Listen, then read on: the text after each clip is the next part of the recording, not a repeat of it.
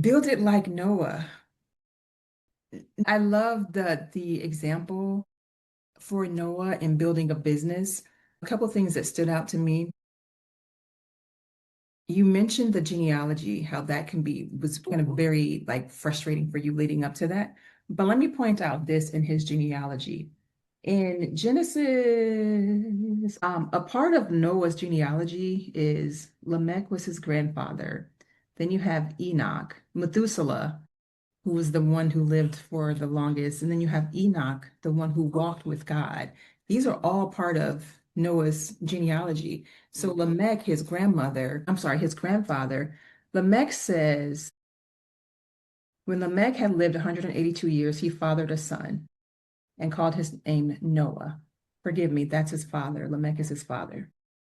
Saying, out of the ground that the Lord has cursed, this one shall bring us relief from our work and from the painful toil of our hands. And Lamech lived after he fathered Noah 595 years, and he had other sons and daughters. Thus, all the days of Lamech were 777 years. Now, Noah, he started building this ark, and I am imagining when I'm looking at the timeline that Lamech, his dad, is alive still at this point. Even though the Bible doesn't say this, you can kind of do the math and see that Lamech is still there, and he's already spoken life into his son. He's already given his son purpose, which aligns with God's purpose. When Noah found favor in the eyes of God, it said, these generations of Noah, Noah was a righteous man, blameless in his generation, and he walked with God. Walked with God. That was Enoch walked with God, Methuselah, and then Lamech. So this was part of his lineage. Like this was part of what God had prepared for him. So Noah's already seeing these footprints laid out before him. So he's walking in his purpose. And so when God caused Noah to build this ark, Noah didn't even ask any questions. He just got to building. There were no questions. God was very specific about his plan. And then in verse chapter 6:22, it says, Noah did all of this. He did all that God commanded him. And then again in verse 7:5, and Noah did all that the Lord had commanded him. Yes.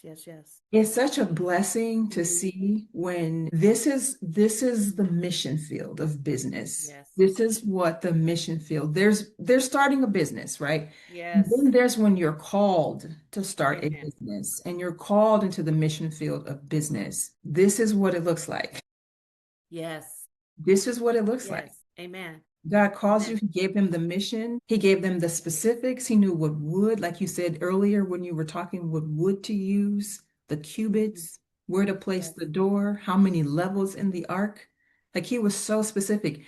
And Angel, I'm sure like I have experienced God giving me specific things to do for Little Women Speak. And I can imagine that he's given you specific things to do for Love Enlightens. Now, have I been like Noah all the time and done everything that was commanded? I haven't. I haven't. I haven't. But, but God has been so faithful and so gracious in this process. You know, Noah had a big task, but given his lineage, given the support, given his family dynamics, he did it. So that is accountability. This is what accountability looks like.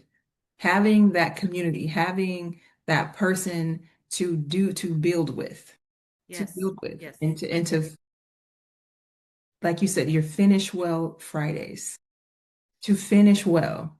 You can't do it otherwise. You can't do it otherwise.